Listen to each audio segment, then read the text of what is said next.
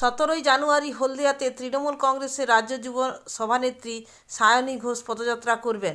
সেই উপলক্ষে আজ নন্দকুমার ব্লক যুব তৃণমূল কংগ্রেসের পক্ষ থেকে একটি মিছিলের আয়োজন করা হয়।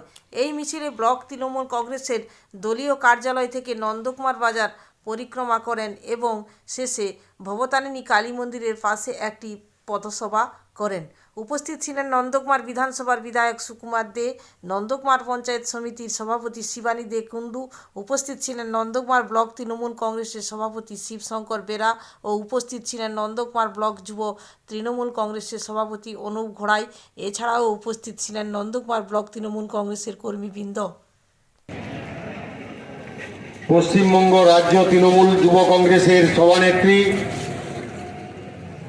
সায়নী ঘোষের ঐতিহাসিক যে পদযাত্রা, তাদের উদ্যোগেই নন্দকুমার বাজারে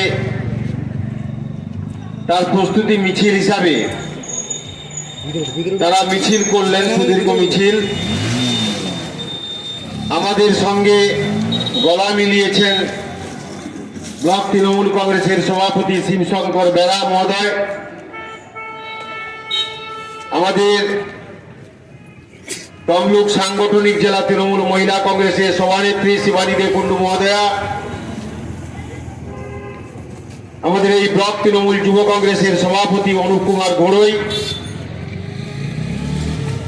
এবং যারা আমাদের আজকের এই মকর সংক্রান্তি তাকে উপেক্ষা করেও আমার মা বোনেরাও মিছিলে এসে উপস্থিত হয়েছে, আমার ছাত্র যুবরাও মিছিলে উপস্থিত হয়েছে।